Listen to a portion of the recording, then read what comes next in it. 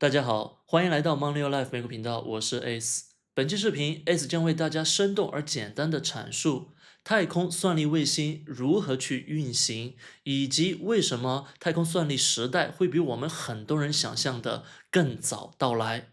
就在不久前的6月9号这一天，SpaceX 官方发布了马斯克长达半个小时的专访视频，首次向大家揭开了 AIE 算力卫星的面纱，告诉大家所有的数据，所有的未来计划。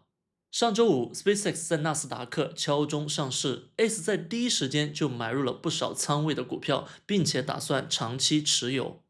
对于和我一样的 SpaceX 投资者，我们必须要了解算力卫星在未来的计划以及无限的潜力。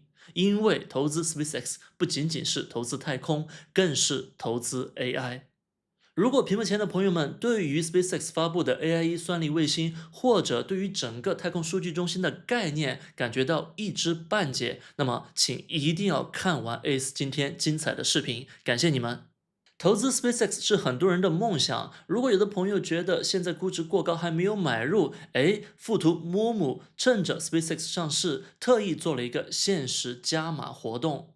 点击视频下方的富途 Momo 开户链接，入金5000能够拿到100刀的英伟达股票，并且还可以附加30刀的 SpaceX 免费股票。入金越多，奖励越高，最高能够拿到1000刀的英伟达股票。同时呢，你的闲置资金还可以享受8.1%的年化回报。除了美国以外的朋友，目前加拿大、日本、澳大利亚、新加坡、马来西亚、香港地区的朋友都可以用我的链接开户，也有各自不同的专属奖励。这次的特别活动仅仅持续到6月30号，大家赶紧点击视频下方的链接，把福利领取了。视频开始，Ace 先把大家带到2-3年之后的未来，我们一起身处 Starbase 星舰发射基地，观看星舰发射。随着倒数5、4、3、2、1，星舰顺利发射升空。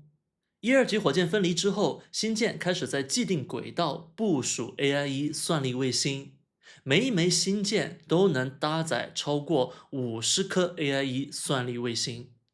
部署完成之后 ，AIE 算力卫星成功的在太阳同步晨昏轨道运行。我们手机的推理需求发送到太空中的算力卫星，经过毫秒级的计算之后，它将结果通过目前已经存在的星链网络快速的发回地面，发给终端用户。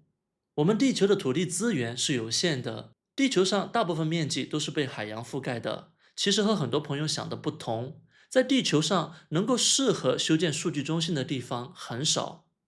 我们地球被人为的划分为很多国家，有的国家地区它有芯片，但是它没有算力的需求；有的国家地区它有需求，但是它没有电力资源。各种资源的不适配，导致了目前地球上修建数据中心难度越来越大。而太空相较于地表，不仅有接近无限的空间，还有无限的资源。马斯克一直在强调，如果我们人类文明想要进一步发展，必须过渡到卡尔达肖夫2级文明，也就是我们需要去捕获一颗恒星所有的能源。为了了解太空算力卫星以及太空数据中心的可行性，我们首先来深挖一下 SpaceX 发布的 AIE 算力卫星的所有参数，以及隐藏在这些参数之下的更多细节。这里大家看不懂参数没有关系，因为待会儿 Ace 就会用生动的视频为大家解释。我们此时只需要了解 AIE 算力卫星的整体结构。图中左右两边深蓝色的大板子就是太阳能板，用于发电；而垂直方向上下两块荧光色的板子，它是散热板。夹在散热板中间小小的部分叫做 Centralized Compute， 也就是算力芯片的位置。大家可能在想，就这么简单吗？你说的没错，就这么简单。接下来我们直入主题 ，Ace 会告诉大家2个关键结论。第一，发射1吉瓦算力的卫星需要多少次星舰发射？有了这个数字，大家就有概念了。大概需要多少次？需要多久？它是不是现实的？第二个问题，发射1吉瓦的算力到太空需要多少发射成本以及总成本？它和地表数据中心同样修建1吉瓦，到底划算不？什么时候它们的成本会趋同呢？按照 AIE 的设计参数，目前单颗卫星功率按照峰值来算是150千瓦。那么很简单，发送1吉瓦的算力就约等于发送6667颗卫星。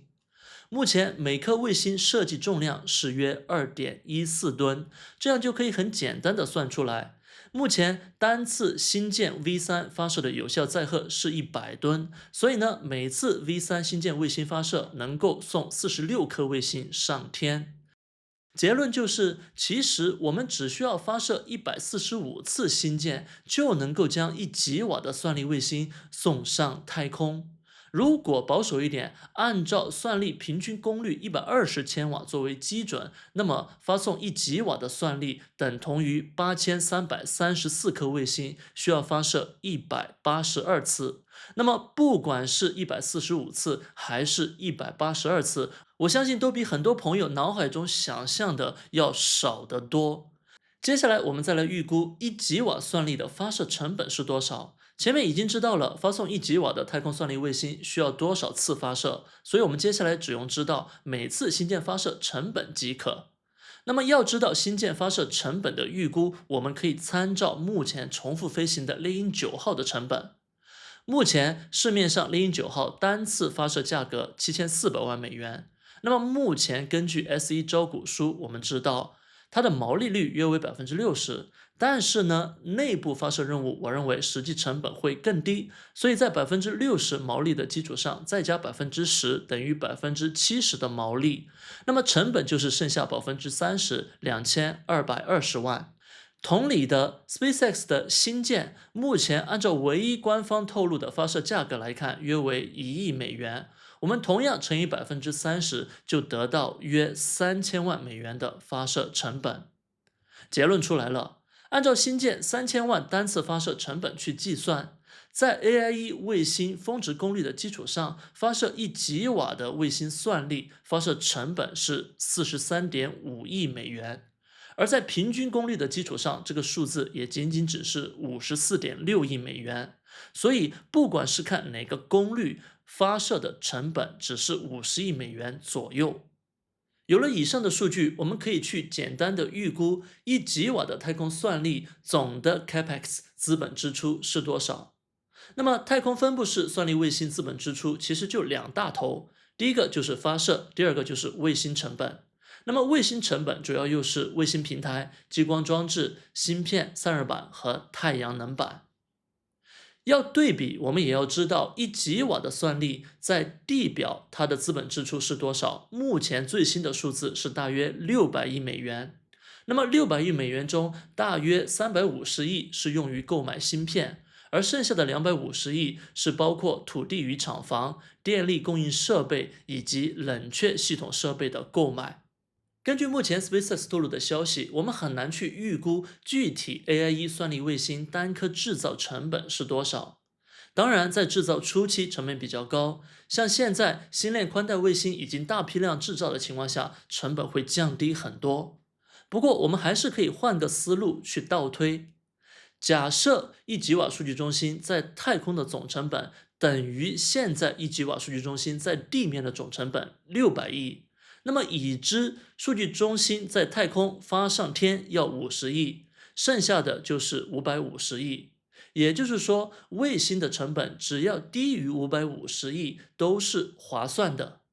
在单颗卫星峰值功率和平均功率2种情况下，这样倒推算下来，单颗 AIE 算力卫星的成本分别是825万和660万。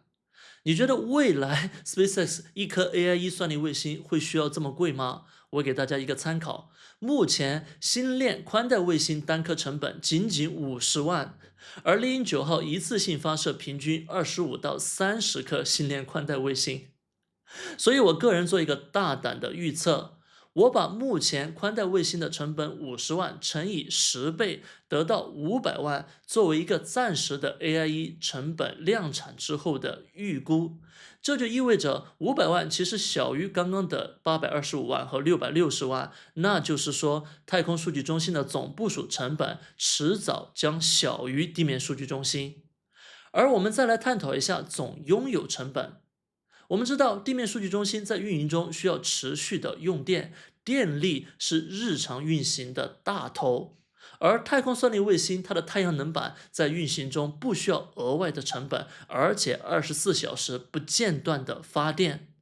而什么时候太空数据中心总部署成本会和地面数据中心总部署成本趋同呢？我大胆预估是2028年。在这个时间，我认为成本会来到一个交叉点。交叉点以后，地面数据中心越来越贵，部署越来越难，而太空数据中心越来越便宜，部署越来越简单。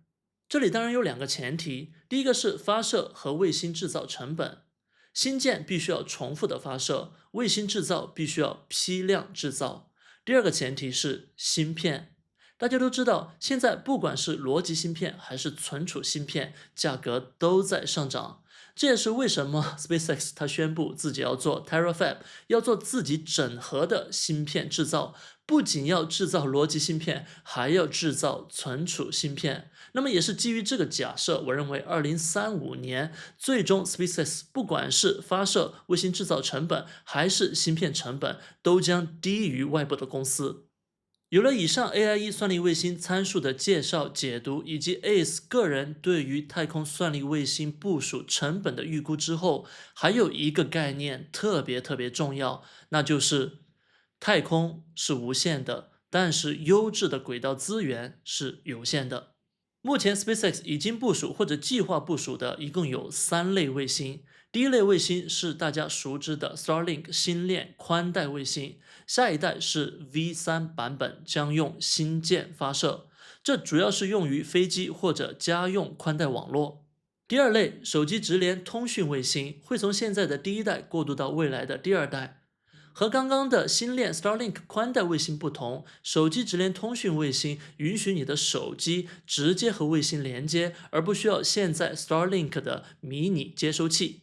而第3类就是本期视频的主角 AIE 算力卫星。这3种类型的卫星，它们主要的不同是载荷的不同。你比如说，手机直连卫星通讯，它的主要载荷是相控阵天线，而 AIE 算力卫星，它的主要载荷除了太阳能板和散热板，就是芯片。除了载荷的不同，还有一点就是运行轨道的不同。相对来讲，手机直连 D2C 卫星，它的轨道最低，因为它需要最好的信号。稍微高一点的是现在正在运行的宽带卫星 Starlink。其实大家已经知道，宽带卫星 Starlink 占据了现在全球最好的低轨卫星轨道。最高的相对来说是太空算力卫星。太空算力卫星所运行的黄金轨道，可能大家都听过，叫做太阳同步晨昏轨道。要理解卫星轨道的概念，我们先来学习一下轨道倾角、轨道高度和轨道面3个定义。轨道倾角顾名思义，它是一个角度，它是卫星飞的那个圈相对于赤道 Y 的角度。我们假设一颗卫星贴着赤道飞，那么倾角就等于0度。而相反，如果绕着南北极飞，那么倾角就等于90度。倾角决定了卫星能飞多高的纬度，比如说常用的53度倾角，卫星最北只能飞到北纬53度，也就是大约到加拿大的南部，再往北的地方它永远都不会经过，没有办法覆盖。我们以 Starlink 轨道架构为例子，它在几年前获得了 FCC 编号2148的批准，允许发射4408颗卫星。那么这4000多颗卫星就分布在5个不同的轨道倾角，其中最主要的是53度和隔壁的53.2度2个倾角，位于视频左边荧光色的部分。眼尖的朋友可能注意到了，哎，这五个倾角它的轨道高度是不一样的。你比如说53度倾角对应的是550千米的高度，而70度倾角对应的是570千米的高度。这里我们就要提到轨道高度的概念。同一个倾角可以有不同的轨道高度。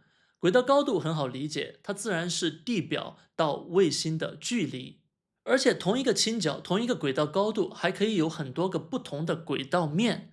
轨道面这个概念比较难理解。打个比方，现在你在切蛋糕，你可以竖着上下切下去，也可以左右横着切下去。不管你怎么切，都是把蛋糕分为了两份。而把比喻中的蛋糕换成地球，地球是自转的。我们在地球面前从某个特定的角度往下切，切一刀之后它自转，自转之后我们再切，可以切很多很多刀，那么每一刀就是一个轨道面。